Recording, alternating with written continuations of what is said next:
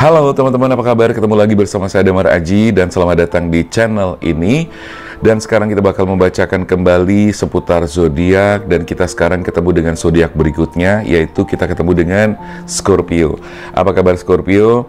Mudah-mudahan kamu kabarnya baik dan selalu sehat. Dan juga buat cross watcher, apa kabar? Dan silahkan kamu bisa nonton video ini meskipun bukan zodiak kamu. Siapa tahu Scorpio adalah orang yang sedang dekat sama kamu. Siapa tahu juga Scorpio adalah orang yang sedang ada koneksi batin dengan kamu juga. Well, teman-teman Scorpio, di sini kita bakal melihat tanda-tanda apa saja yang bakal muncul melalui kartu-kartu di sini, melalui intuisi saya, dan kita menarik energi secara general. Hal-hal apa saja yang segera terwujud dalam kehidupan kamu, oke? Dan ini mudah-mudahan bisa menjadi sebuah motivasi bagi teman-teman Scorpio untuk bisa lebih semangat menjalani kehidupan ini. Misalnya ada masalah juga teman-teman tetap semangat untuk mencari solusi dan mendapatkan segera solusinya. Oke, kita bakal langsung shuffle kartunya dan kita gunakan dua kartu Oracle Card dan yang ini Classic Tarot. Kita shuffle kartunya, nggak usah kelamaan, kita bakal melihat tanda-tanda apa saja yang bisa kita lihat yang segera terwujud dalam kehidupan Scorpio itu apa saja. Oke, teman-teman, ini bersifat timeless ya video ini, jadi bisa ditonton kapanpun kamu nonton masih berlaku video ini karena tidak ada batasan waktu. Oke, ini udah nongol dan kebalik di sini. Oh, dua ya, nggak kepake kalau dua. Yang kita pakai hanya satu. Yang loncat satu, yang kebuka satu. Teman-teman, selalu dalam kehidupan kita itu diwarnai dengan berbagai macam masalah-masalah ya. Karena jangan pernah berharap selama kita menjalani kehidupan ini terus tidak ada masalah sama sekali. Tentu tidak ya.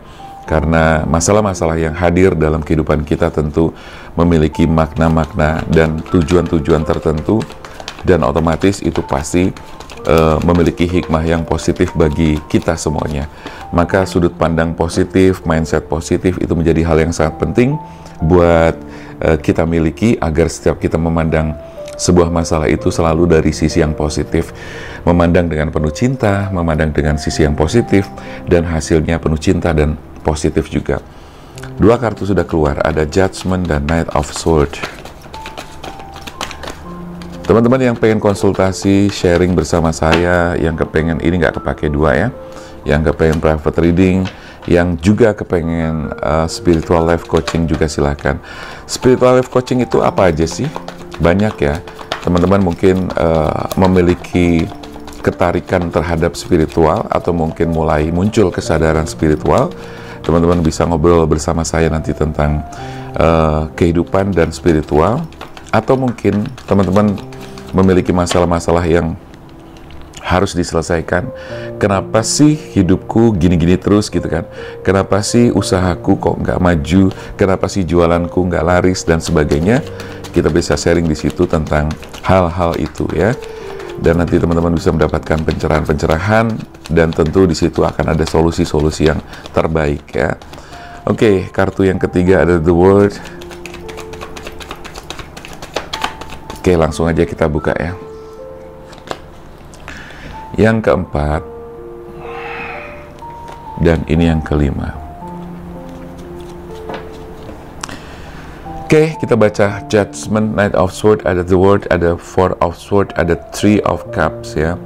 Bahwa di sini saya melihat adanya sebuah kebangkitan energi.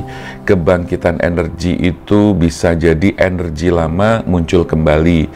Cinta lama muncul kembali, cinta lama bersemi kembali, itu bisa. Terus kemudian yang dimaksud judgment di sini bisa jadi ini adalah ada kaitannya dengan kamu masih memiliki koneksi dengan energi lama. Bisa jadi seperti itu. Atau bisa jadi kamu masih kadang-kadang teringat tentang hal-hal yang terjadi di masa lalu. Itu yang saya lihat.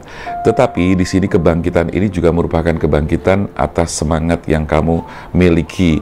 Kalau kemarin mungkin kamu ada banyak masalah, kamu mungkin merasakan ada beban hidup yang cukup berat.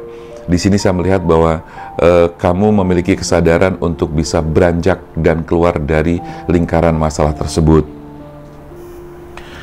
Dan dalam kartu ini juga menandakan adanya perintah atau mungkin pesan kepada Scorpio untuk segera bangkit. Kalau misalnya kamu juga ngerasa, aduh aku belum bisa bangkit, aku belum bisa move on dan sebagainya, di sini ada semacam perintah atau pesan bahwa kamu harus segera move on, kamu harus segera bangkit dari situasi ini ya. Jadi buat Scorpio harus segera menyadari bahwa ini kamu harus segera bangkit dan keluar dari situasi yang mungkin selama ini membuat kamu tidak nyaman, membuat kamu ngerasa terpuruk dan sebagainya.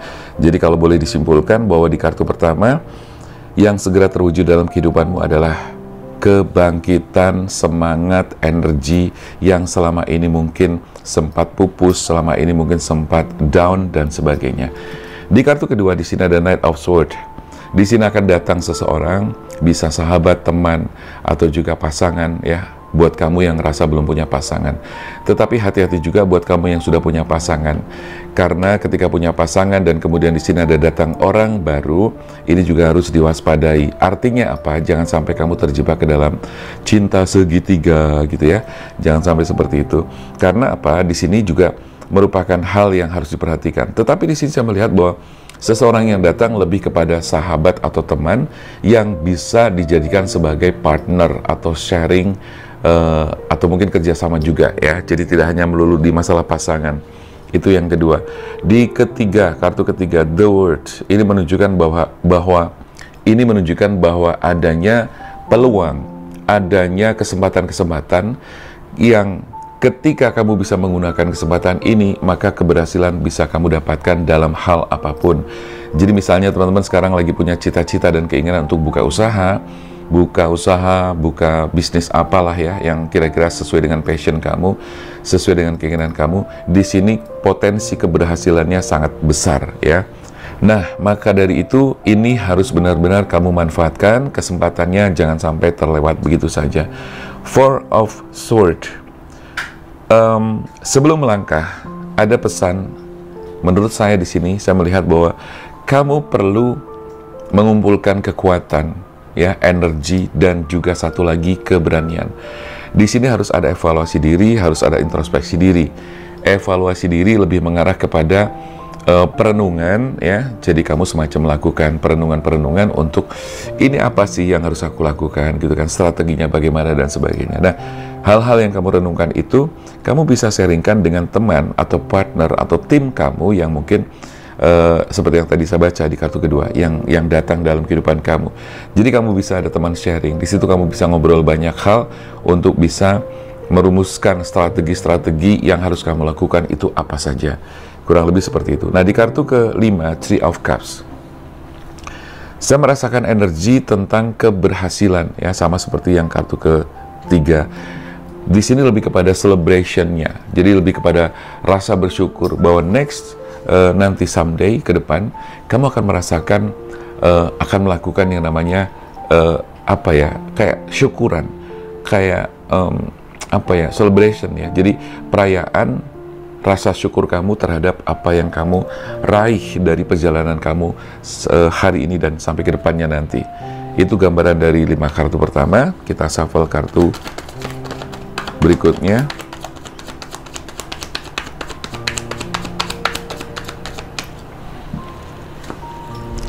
Kartu ke-6 di sini.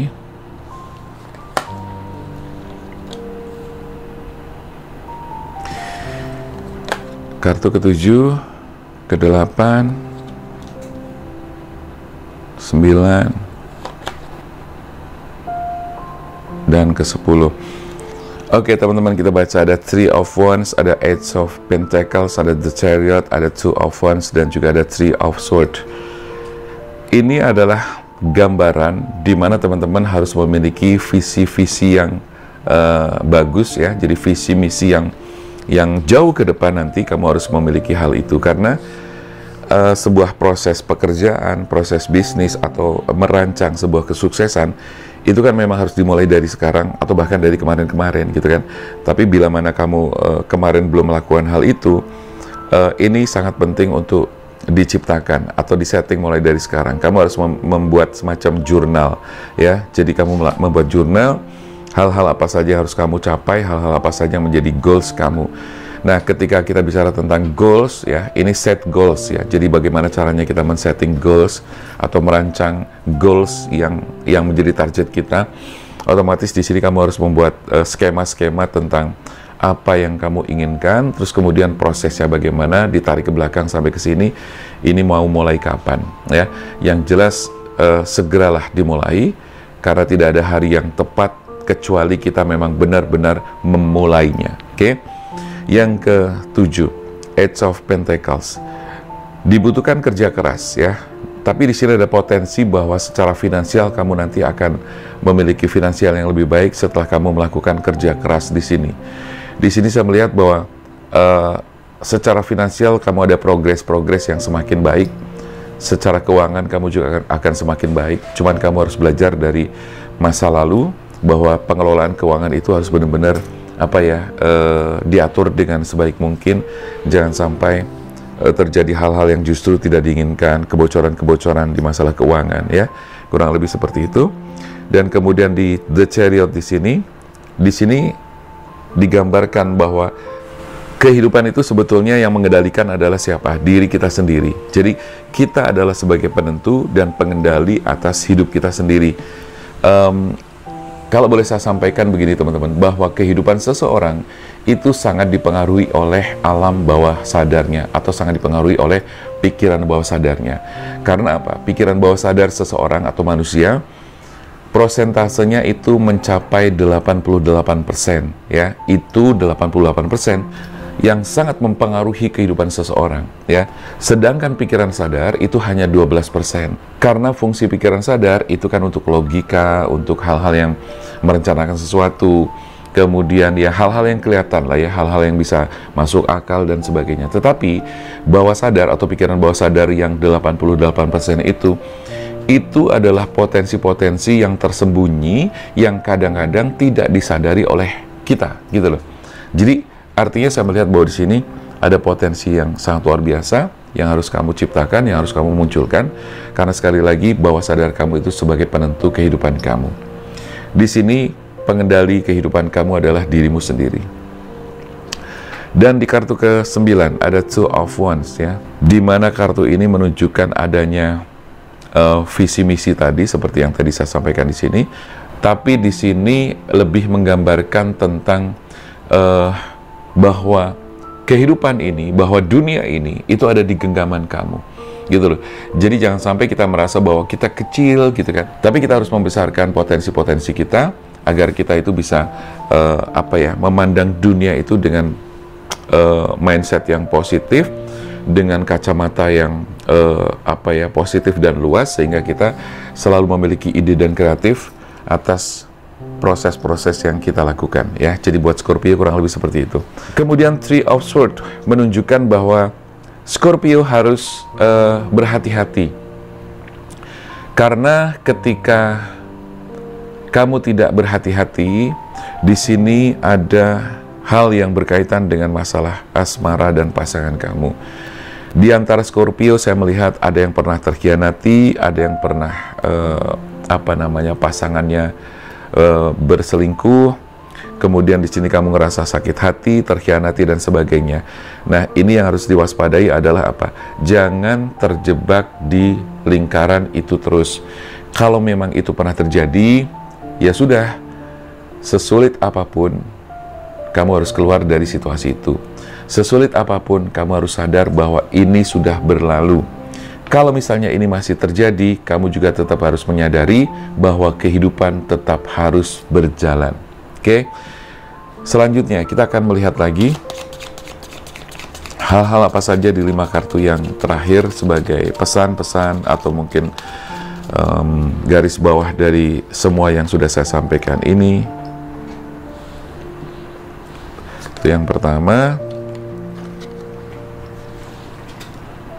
Dan ini yang kedua dari trade. Yang pertama, it's safe for you to love. Past life relationship. Very soon.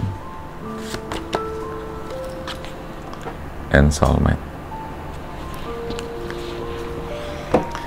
Oke, teman-teman, dari 5 kartu yang terakhir di sini saya melihat bahwa kurang lebih ini adalah sebagai penegasan atas apa yang sudah kita sampaikan di 10 kartu awal. Ya, jadi kamu harus melindungi diri kamu sendiri, kamu harus mencintai diri kamu sendiri, kamu harus menyelamatkan diri kamu sendiri, menyelamatkan cinta kamu, gitu kan? Apa sih yang harus kita lakukan dengan menyelamatkan cinta? Yang pertama adalah kita harus menjaga hati kita sendiri. Kita harus mencintai diri kita sendiri, menjaga hati, memproteksi diri, memproteksi hati kita agar tidak mudah tersakiti, agar kita lebih kuat lagi.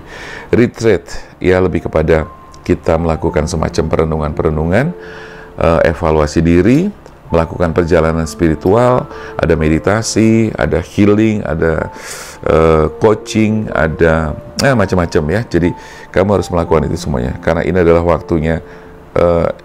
It's time to disconnect from the world. Jadi bagaimana kamu harus memutuskan sementara untuk segala hal yang berkaitan dengan dunia atau duniawi. Jadi kamu harus masuk ke dalam dirimu sendiri, sebagai bentuk kamu itu memahami kehidupan yang sesungguhnya, memahami potensi yang ada di dalam diri kamu sendiri. Past life relationship, ketika ini masih terbawa sampai sekarang, hubungan di masa lalu, otomatis itu akan mengganggu. Saya paham dan mengerti bahwa kita tidak pernah akan bisa melupakan masa lalu, ya. Tetapi yang jelas, masa lalu itu tetap menjadi bagian dari hidup kita yang bisa kita jadikan sebagai guru dan pengalaman atau pembelajaran bagi kita untuk menjalani hidup ke depannya nanti. Lakukan segera, ya, agar segala sesuatunya bisa segera terlaksana dan tidak wasting time, gitu ya. Dan terakhir, ada soulmate. Ini adalah saat dimana kamu menemukan pasangan yang terbaik. Kamu segera menemukan seseorang yang bisa mencintai kamu dengan sepenuh hati, menerima kamu apa adanya, dan insya Allah itu akan segera terjadi dan hadir dalam kehidupan kamu. Oke, teman-teman Scorpio, mudah-mudahan ini bermanfaat bacaannya. Semoga bisa memberikan semangat, motivasi, dan juga pencerahan bagi teman-teman Scorpio. Terima kasih yang sudah nonton video ini. Saya Damar Aji, salam keajaiban, dan sampai jumpa.